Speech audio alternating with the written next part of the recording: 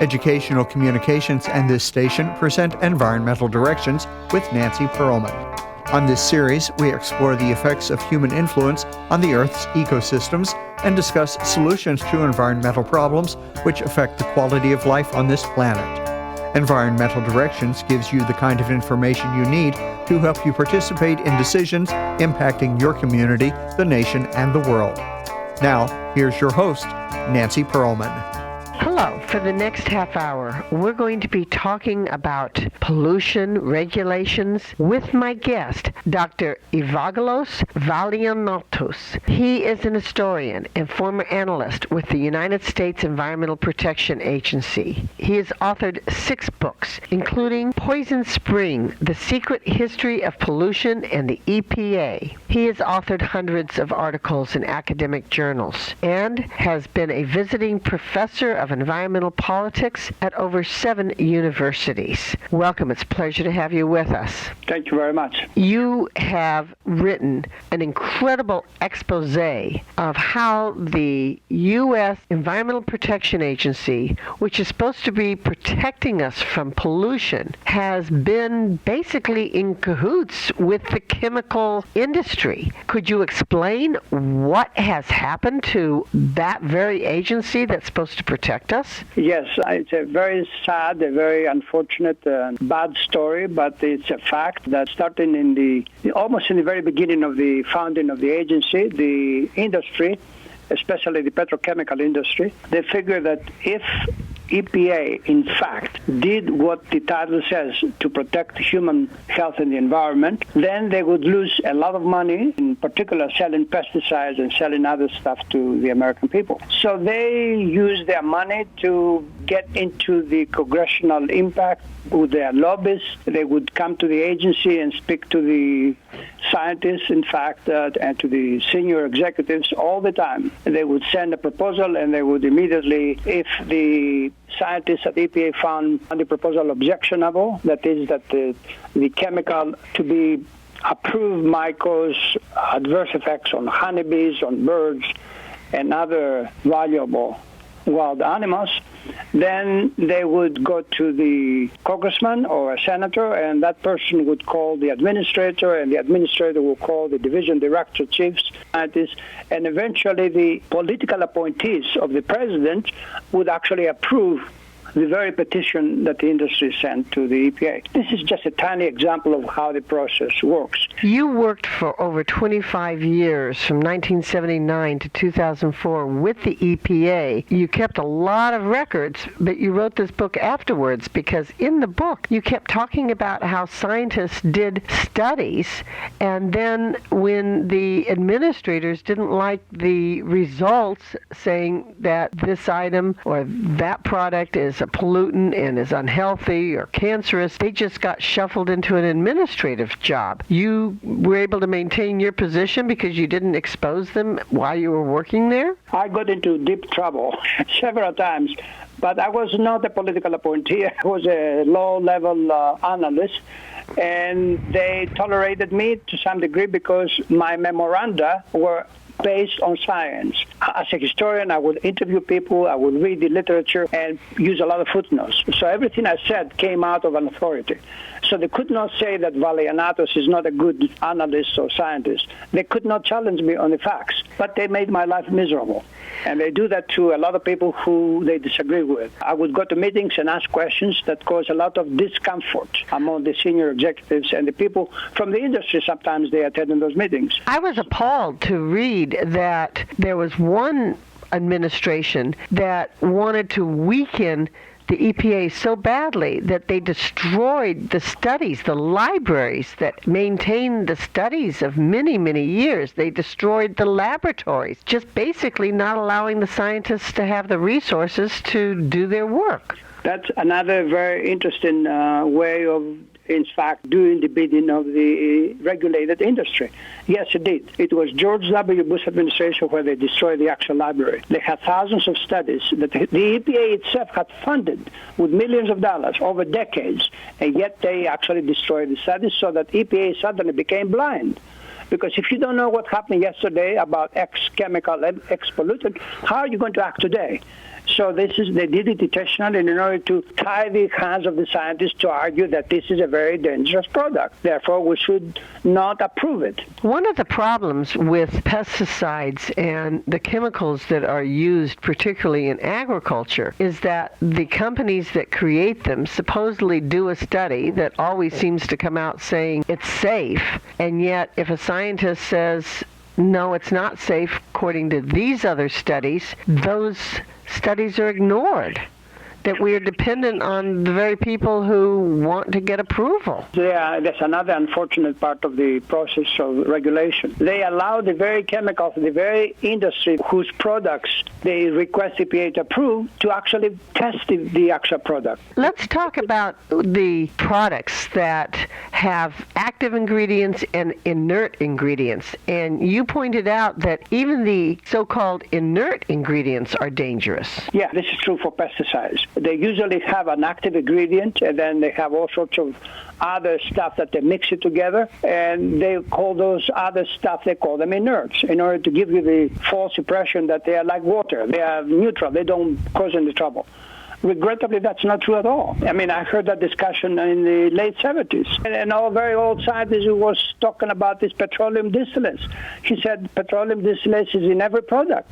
And petroleum distillate is a carcinogen. It causes cancer. But this is another gimmick, another trick of the trade in order to give you, the person who buys the stuff, an illusion that you're not buying anything dangerous. One of the very first environmental areas of action that I got involved with was in the late 60s, early 70s, where we tried to ban DDT. We found here in California that the pelicans could not reproduce. Their eggshells were too soft because of the DDT the birds had obtained from the fish. DDT was eventually banned, and yet they just created another equivalent pesticide that wasn't banned. Yeah, the DDT was banned in 1972, and yet there was already a product that included 20% of DDT as inert.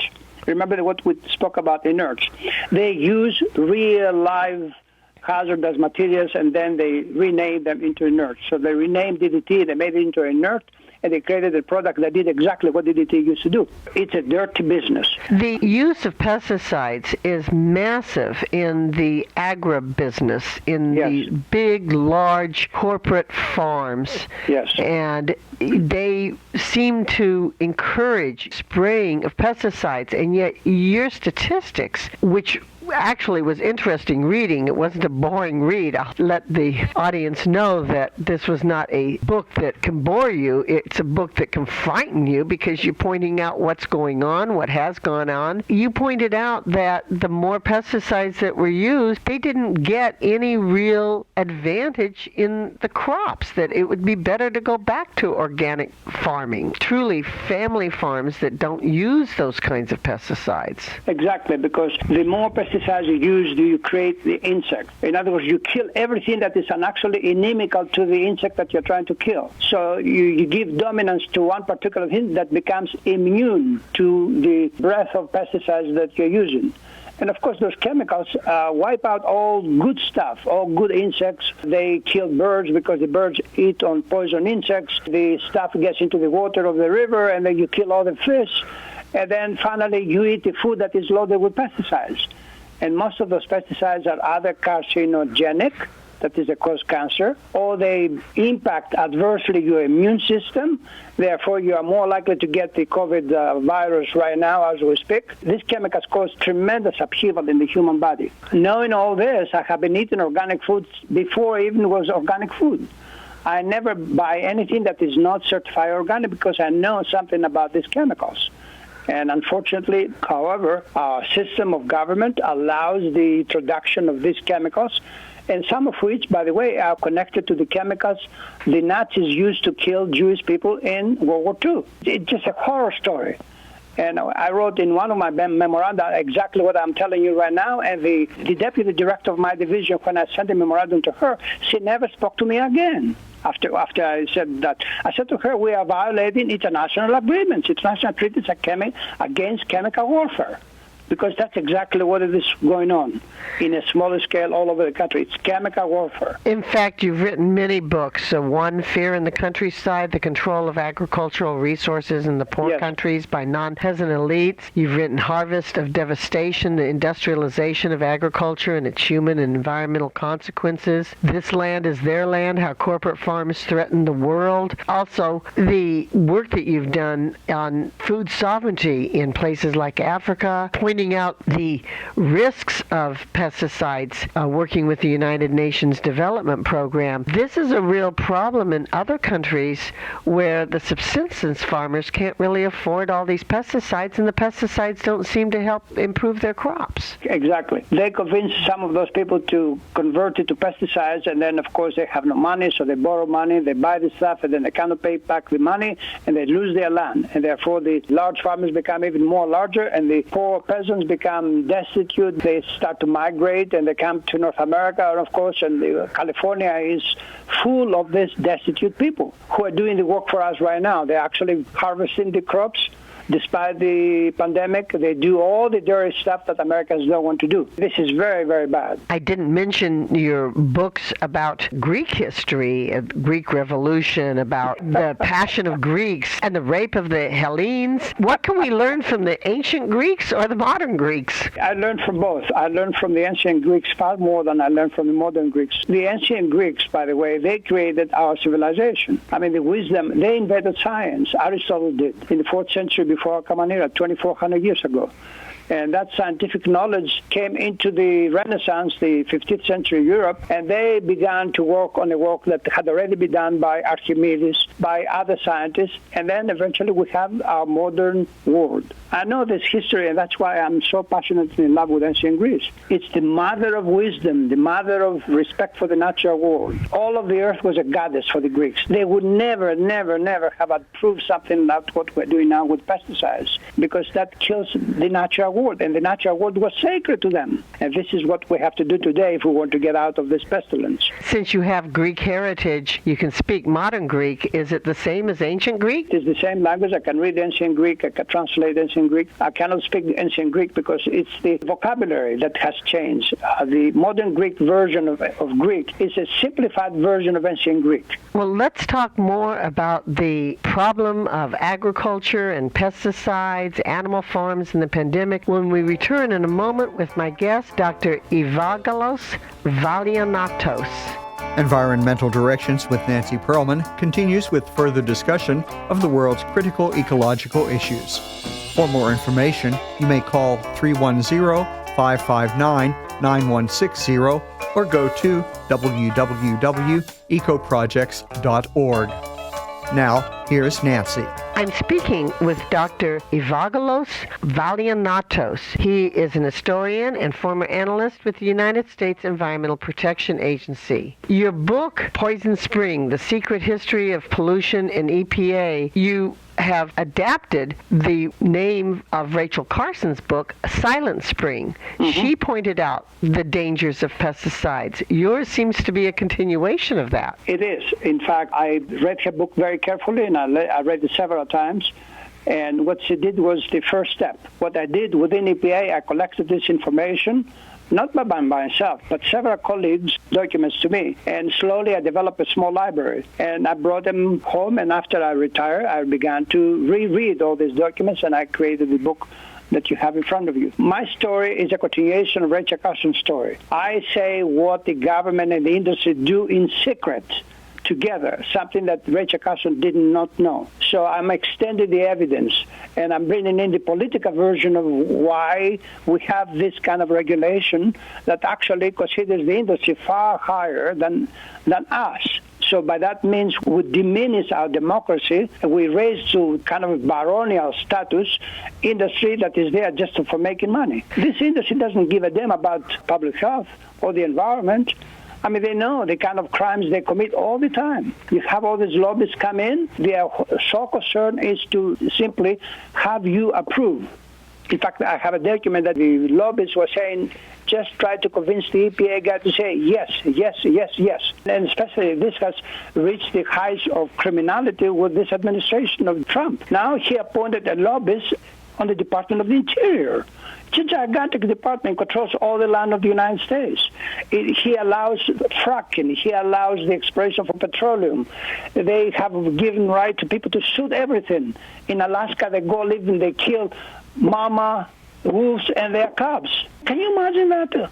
This kind of barbarian attitude to actually have the approval of the government? I find that preposterous. You document so well the fact that these pesticides and the industry is harming us more than helping us, and that the governmental agencies are allowing it. I'm really appalled that we have not been able to get a stronger handle on switching our modus operandi of how we're providing our food. You have an entire chapter about why the honeybees are disappearing and the importance of honeybees to agriculture. You would think that the farmers, even the large industrial farmers, would want to have these beneficial insects around and not be spraying pesticides that are killing the honeybees. And it's not just bee colony collapse, it's being caused by the pesticides. Exactly. They use chemical warfare stuff, that is neurotoxins, which confuse the insect, meaning the honeybee. Then the insect cannot find its way back to its hive, so it dies. It freezes to death. And this is extraordinary because a third of what we eat actually needs honeybees for pollination. They know that. So we have the evidence, we have the science. And then we had scientists at EPA who they gave me all their memoranda so I could see the history of this horrendous experience. There was an incident that you reported where if the honeybee owners complained, sometimes they were retaliated against, and somebody just would come and spray their entire colony of bees and kill them. Yeah, I heard that from a woman who was the director or the president of the Honeybee Association in Arizona, the state of Arizona. I spent a lot of time on the telephone with her, and she sent me all her memoranda, the memoranda she used to send to congressmen, senators, presidents, EPA administrators, and she pleaded with them. She had honeybees herself. She said, I have my honeybees 200-300 miles away from where farmers are because if I was closer, they would have killed everything that I have. So the honeybee producers in Arizona were terrified by the farmers, that if they complained, they would come over and spray their hives and all of the honeybees would be dead. That's the kind of violence that the state of Arizona and the federal government allowed to go on. That, to me, is unacceptable. Another area of concern that you point out is unacceptable is how we're raising animals. And you're talking about animal farms. I really hate to use that term. They're not farms. The animals are in cages and bad conditions. They're factories with live animals. Exactly. You know, what happened is that if you have 100, 1,000, 1 million chickens together next to each other, they develop disease no matter what you do. So to keep them alive, they feed them antibiotics. But nevertheless, the disease is there, and they give the disease to the human beings who take care of them or feed them. And then they go home and they give it to their wives and their children and to their community. What we have today with the coronavirus is nothing but an explosion of what is happening in these animal farms. You have to go close to one of these. It stinks. It stench. The stench is overpowering. You have the horrendous accumulation of manure. And out of the manure, you have all sorts of microbes that can come to you, and then eventually you get sick. And so that the animal farms, or these CAFOs as they are known, become factories of disease. And some of those diseases have the potential to become pandemics. So this is exactly what we are doing right now. We are brewing pestilence in our backyard, more or less, by having and supporting these horror stories of brutalizing millions and millions of animals. The United States is eating 9 billion animals per year, all in these vast factories, all of them all over the country. You can actually see them, but nothing is done. They are unregulated, and EPA, I guarantee you, does not know exactly where each of these factories is located. They are not regulated. Neither USDA nor EPA do anything about it. It seems as though each administration, since you worked in EPA starting in 1979 to 2004, you worked under both Republican and Democrat administrations, and you had different chapters on how things proceeded under those different administrations, and yet the EPA has not seemed to fulfill the promise of what it was supposed to when we originally established it to be an agency to protect the environment from these toxic chemicals. They haven't been doing the job. And you've also pointed out, because I know that you work internationally as well, that some pesticides in Europe were banned, but we still use them here. Yeah, that includes the neonicotinoids that are killing the honeybees. Yeah, the problem with the Democrats and Republicans has been systemic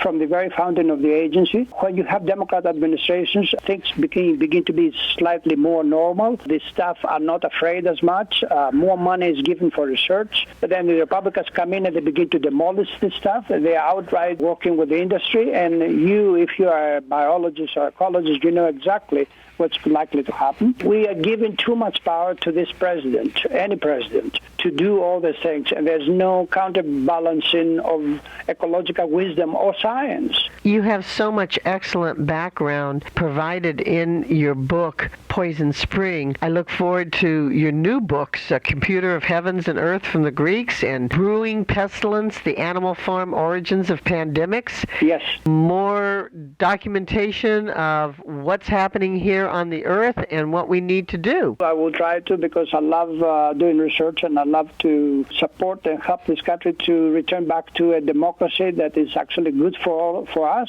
good for the animals, and good for the natural world. You've written hundreds of articles in so many journals, from Mediterranean Quarterly to Chicago Tribune to Independent Science News, Huffington Post, etc. You have also been a visiting professor in environmental politics at universities, from Humboldt State University, American University, Bard College, Pitzer College, George Washington University. Are young people listening to what you're saying and ready to take action? And what are you recommending that we do? I love young students. Whether some of what I said might change somebody's life, I don't know. But I hope that if you provide them with scientific knowledge, and that's what I'm doing. I know I'm a little bit biased, but I'm not making things up. I hope that they will defend the ecological knowledge and science, because it's good for them and it's good for the earth. We are surrounded by this climate change. This monstrous climate change is going to wipe out life on earth unless we begin to act accordingly. That is, ban all the petroleum and fossil fuel products and begin to, again, go back to the traditional knowledge of agriculture and small family farm and get rid of all these animal farms and pesticides and things that are hostile to the natural world and hostile to human beings. What is the IBT? The IBT stands for International Biotest Laboratories. It was a gigantic private laboratory around Chicago, Illinois, and the industry used that laboratory for over 20 years. They used fraudulent science to have their products approved, and it was only very ingenious pathologists from the Food and Drug Administration that discovered it accidentally in 1976. And then the whole scam came into the fore. They discovered they were taking shortcuts to testing their products. They were discovering that they were dumping all the carcinogenic growths on the animals. They were replacing dead animals with alive animals in order to get the results they wanted the government to see, in order to see their products approved. Even after the lengthy trial in Chicago and the banning, the shutting down of the laboratory and all the publicity that came out of it, unfortunately, this country is continuing to do the same thing, that they continue to allow private laboratories to do the testing, and then they simply send a report to the government agency, if it's FDA or EPA or USDA, in order to have their products approved. And I think that's completely inappropriate, because we have enough knowledge that when you're dealing with big money, and that's, we're talking about big money, then you should be very cautious, and you should not allow the private industry to do its own testing of its own products. There should be a national laboratory, and the national laboratory can charge money to the industry, and the industry can pay, and then the government agencies, the government scientists will actually test the product objectively, and they will say yes or no. I heard that there are over 10,000 new chemicals a year. How can those possibly be tested? That's right, and they have not. They have not. I was focusing just on pesticides. There's a broad family of chemicals that have never been tested, and they come on into another law, and They have sporadically the Congress tried to rewrite the law, but they have yet to say you have to retest the chemical, and only from a national laboratory that is absolutely reliable and there is no fraud. Then we can actually act on the results of that testing. We've been talking as though we know that there are dangers to pesticides. Can you think of any good use for these chemicals? Could be in a public health emergency that you might need to use an insecticide or a fungicide or a rodenticide. Yeah, they should be banned, but they should keep enough material for emergencies. But those emergencies should be approved by medical people, experts in the field. Once I remember the EPA had brought David Pimentel. David Pimentel used to be a distinguished professor of biology at Cornell University. I brought him in 1981. He gave a lecture at the EPA. And I asked him that very question. I said to him, Doctor, if you were the EPA administrator, what would you do? He said to me, number one, I would ban most chemicals. And number two, if the farmers definitely need to use something, they ought to have experts who would actually approve that request or disapprove that request. These pesticides get put onto fields, and yet that also goes into the air and into the water. You showed numerous examples of communities where people discovered an unusual caseload of cancer or miscarriages, and they asked EPA to look into it, and yet nothing was done. There was an exception in the mid-70s in Oregon. Women discovered they could not have babies because they had, most of them were aborted.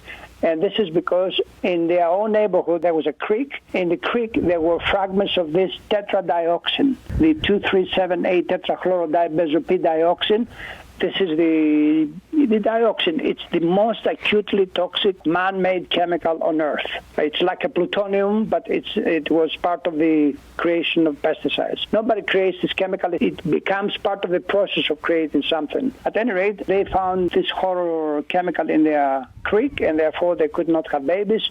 And EPA did come in, and they helped the babies. And as a result of that, by the way, eventually EPA in 1993, they banned 2,4,5-T. 2,4,5-T and 2,4-D in combination with each other, they made up the Agent Orange, which the U.S. Army used in Vietnam to defoliate the jungles of Vietnam. Agricultural Extension Services, the advisors to farmers, are pushing the use of chemical pesticides. And yet there are known alternatives, permaculture, organic farming, gardening, that don't require these dangerous uses.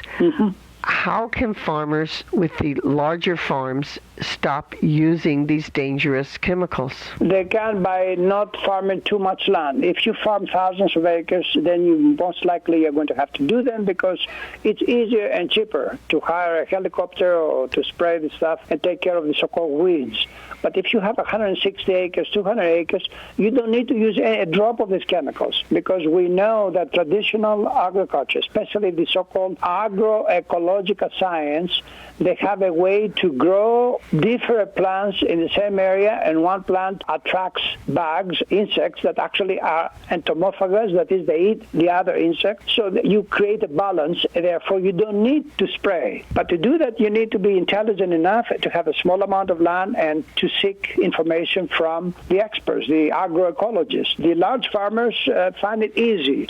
And not only that, but have all the propaganda and the advertisement from the chemical industry. Remember, this is a gigantic industry of billions of dollars, and they advertise heavily, and they have corrupted the USDA Extension Service. And not only that, but they have associated all these pesticides and spraying with modernity and science. And they say, you don't want to be like your grandfather did, and you use horse manure and so on.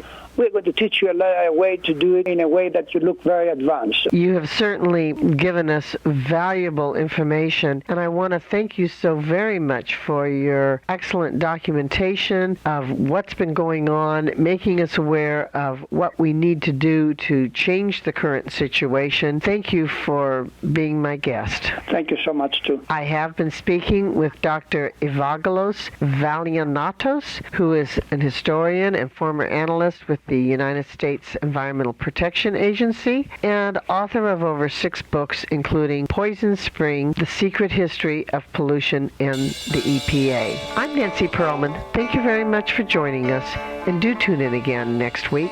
If you would like free information about these environmental issues, go to www.ecoprojects.org or call 310-559-9160. Environmental Directions with your host, Nancy Pearlman, is a community affairs program of the nonprofit organization Educational Communications and this station.